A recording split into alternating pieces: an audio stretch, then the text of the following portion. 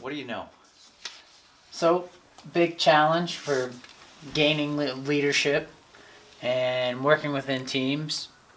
I think one of the probably most difficult one for anybody is providing feedback. Why is that? What do you think?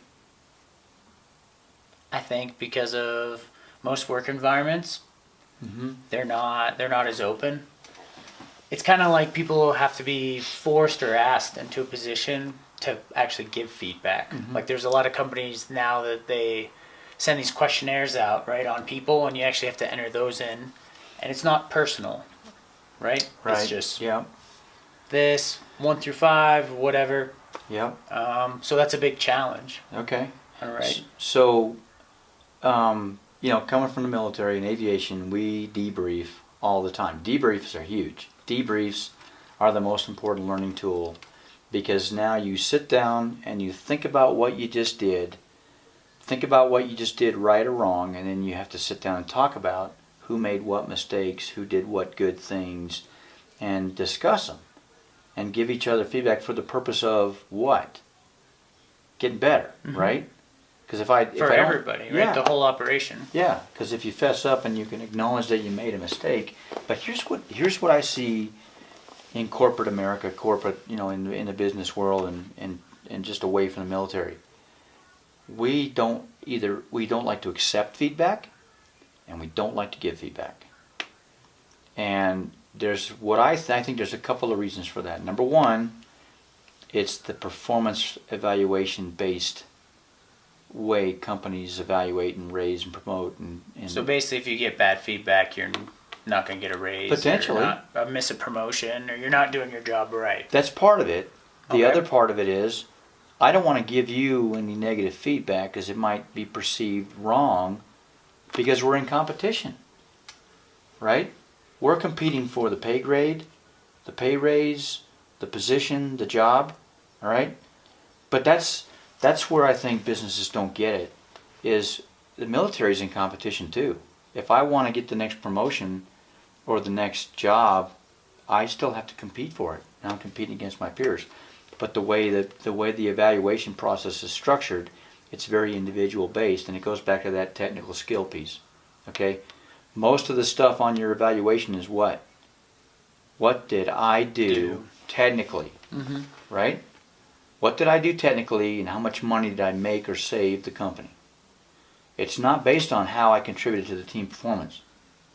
It's not written based on how did I help us get better as an organization. It's based on what specifically did I do that makes me worthy of giving me a pay raise. And that's the challenge, because in the military evaluation system, there's only one block in our entire performance report that's based on technical ability and execution. The rest of it is on leadership, communication, teamwork, diversity, all the human stuff about being a part of a team and part of an organization. And that's where I think companies are making a mistake, is they're not making the evaluations team-centric, they're making it individual-centric.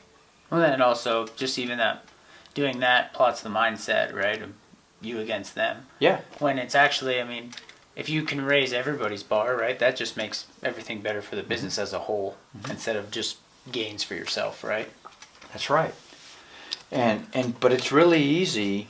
It would be really easy to reframe the evaluation process in a team mindset by just expecting folks to, respond with or notate what they did to build the team up.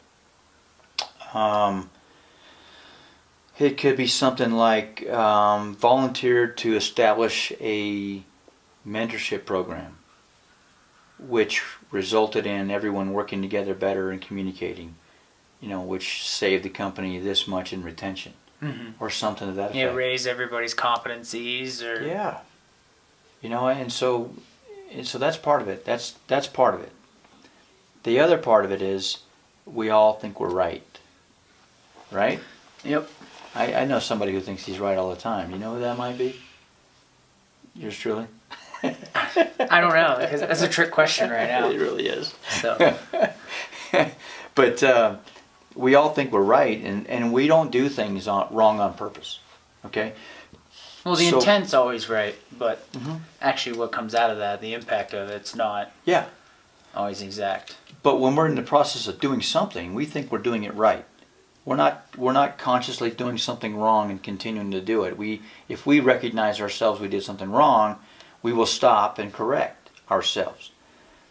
That's the value of the debrief, is you're going to continue doing something wrong even though you think it's right. But if you did something and you're doing a task and you did something wrong in that task, you're not going to recognize it unless somebody brings it to your attention. Hey, why did you go left there instead of right?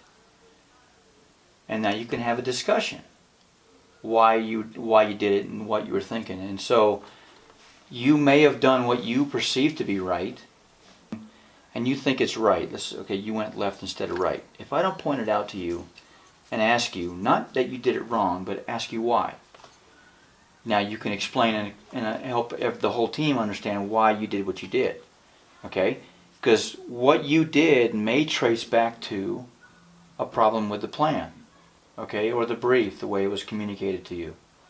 I can't think of a technical operation off the top of my head in your business, but if you were expecting to open the valve on X and you went and opened it on Y, that may be because you were briefed to open it on Y. Maybe there was a miscommunication in the briefing process, okay? So having that discussion and giving you feedback allows us an opportunity to discuss why and understand why, because your mistake may not have been your mistake. It might have been mine, my perception error, okay? But we don't have the benefit of figuring that out if we don't talk about it in debrief. Well, and if you look at it now, right, like 1,000-foot view, I mean, you're obligated and you owe that to your coworker, Mm-hmm. whoever you're working with on your team, to give them that feedback.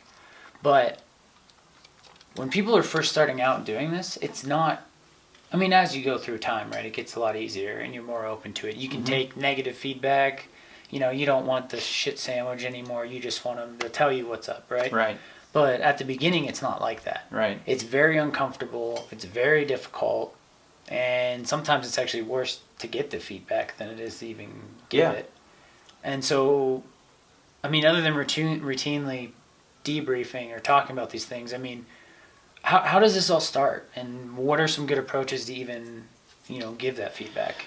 The approach is critical. Okay. The approach is critical. Feedback styles are important. You can't just come in guns a-blazing saying that was the most I ever saw.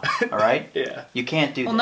no one's gonna take that, right? Right. They're always he's a dick. I'm not Right. gonna deal with this. The easiest way, the best way, and it's non-threatening and it's very professional, is to ask why. What were you thinking when you made that decision? And then even peel it back another layer Mhm. and ask what led up to that or how that was built on that. Right. But I mean, asking leaves it a lot open, right? And it also allows you to kind of discover what was really going on through their head and just making that assumption that this guy thinks it's all, he doesn't know what the hell is going on. That's right. When there might have been a lot of things that led up to that, or you conveyed an expectation wrong to Exactly. them. It lets you, like you said, lets you peel back the onion and figure out what led to that mistake. Okay? Because if you don't peel back that onion, and you'll walk away from the operation thinking you did everything fine. I'll walk away from the operation thinking you're the most screwed up person I've ever worked with. And so when we have a trust confidence issue now, we have a competency issue perhaps, or not. Or maybe we have a miscommunication issue. So we don't really know where the problem is unless we talk about it. Well, and I realized a lot earlier on in my career that I thought we had a big competency problem out when I was working with different business partners, vendors. And as I started to go kind of through this evolution of really being open, talking about including everybody in the plan, debriefing and everything, I realized a lot of times that when I thought people didn't have the competencies, it was because I didn't give them the expectations. Right. Yeah, and that's a miscommunication, right? Yeah. So I failed them, and then I'm the one that's calling them their management, saying that they did a job when it's really I just didn't convey it right. Yeah, because this will be some follow-on conversations about planning, about briefing, but why do you brief? You want to make sure those expectations are clear, right? But what's a typical briefing in a high-risk environment? all right, we all know what to do. Let's get out there and do it. If you see a mistake, stop it. And everybody goes home safe. Round the troops. Let's go. Rally up. Let's go. There's no detailed discussion about what's expected, what you want. You don't even know what the left hand's doing from the right hand. No. And are we making sure everyone's even competent? When was the last time they did that job? You know, you might have a team do a job and somebody makes the most heinous mistake, and then the debrief you go, so what were you thinking? And his answer might be, you know what, I didn't know, it was the first time I've ever done that job. And you go, holy cow. And you didn't know that until then. That's bad though. Yeah, and that takes you back to the plan and the brief. Chances are you probably aren't even doing debriefs if it's that Exactly. bad. But Exactly. Yeah. But you know what I'm saying?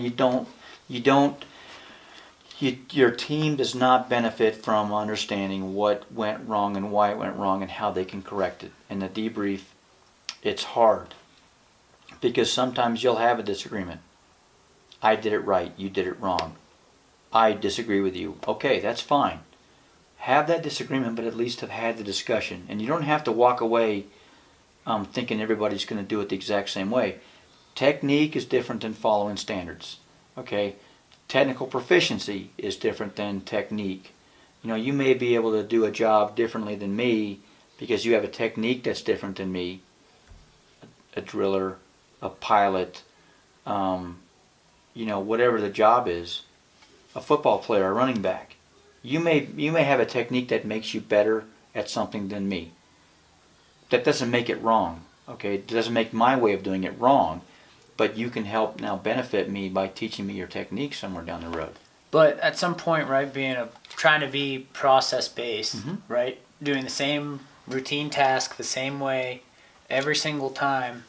I mean, what point do you really rely on technique or experiences that you have built into your standards where it's just consistently the same? You have to distinguish in the debrief whether you're debriefing technique or standards. Okay. You have to distinguish it. Because some people will have techniques that are different.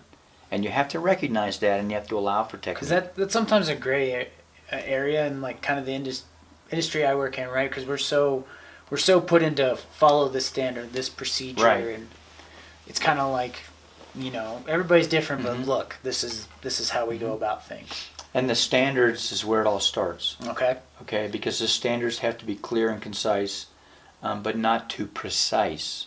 Okay, precise is I'm going to tell you exactly what to do, Press when to this do button, it, then when to press this breathe, button. when to go to the bathroom, press this button, turn it. You know, that's not a standard. And when you were a pilot, you didn't have to do that, right? No, my standard is, you know, when I take off, I have to hit this airspeed, or I have to do a certain formation, or I have to execute things within a certain parameter. But the standard didn't tell me how to get there. It just said you better get there. Okay, so that's what you have to So you have got to here distinguish. and here, and you Right. can. So you got standards and you got technique. And when you're debriefing, you got to make it clear what you're debriefing. Because that's how Top Gun is not about teaching guys how to fly airplanes. Okay? They go there because they have demonstrated they know how to fly airplanes. Okay. Top Gun is designed to teach good aviators how to be good instructors. That's what Top Gun is about. Okay. Okay? So they'll spend the majority of the time in the Top Gun training syllabus debriefing the flights and debriefing the brief and debriefing the planning and debriefing the whole evolution up to and including the flight. And they focus on standards and techniques. And they will debrief it such. Okay, let's have a debrief, let's have a technique discussion about the way you did this. Not did you violate standards. Now violating standards would be going below the hard deck, 5,000 feet, okay? That's a standard. How you came out of a maneuver without breaking the hard deck is a technique, okay? So if a guy has poor technique and can't stop the airplane from going below the hard deck, then they'll come back and debrief the standard, you broke the hard deck, and then they'll debrief the technique. Here's why you broke it, because your technique is such, and it needs to be this way. So there you're talking about giving feedback too in the debrief, like we started out with. Yes. I think the most valuable debriefs I've seen, which you guys, you do that every single day, you built into it, right? Mm-hmm. I think when people are willing to be vulnerable and even open up kind of with maybe some of their faults, it can really help open up feedback for that whole group. Yeah, that's a great also. point. Yeah. Like how you're saying, I almost got there, and the technique I used to get out of that. Well, a lot of times in our work, I see that a lot. Mm-hmm. If one person will say, you know what, I followed the procedure, it didn't go as planned, I screwed something up, but nothing major, just maybe equipment malfunction, or we lost 15 minutes, and that willingness is actually sometimes celebrated, right? Right. Because we need to be open. Yeah. We need, right. That's how we get better. I Right. think the most valuable thing is that feedback in those meetings, whether it's bringing it on yourself or, that's how you improve. Mm-hmm. But I think a lot of times it takes some ownership in that team to really bring that out to the best It does. can be. And individuals have to be receptive, and that takes a culture. We have to support them with that. Right. And that line now draws all the way back to leadership. Mm-hmm. Is the leadership building the culture and the environment and the trust? And now it goes back to that discussion we're going to have later about leadership reactions to mistakes. Okay? That's going to drive whether or not your team is willing to sit down and debrief. Mm-hmm. How you, the leader, reacts to the mistakes that are made. And that involves self-awareness, which we'll be talking Exactly. about also. All right. Good. So, It's good talk, man. all right. Okay. Good. All right, I gotta go pick up my boy.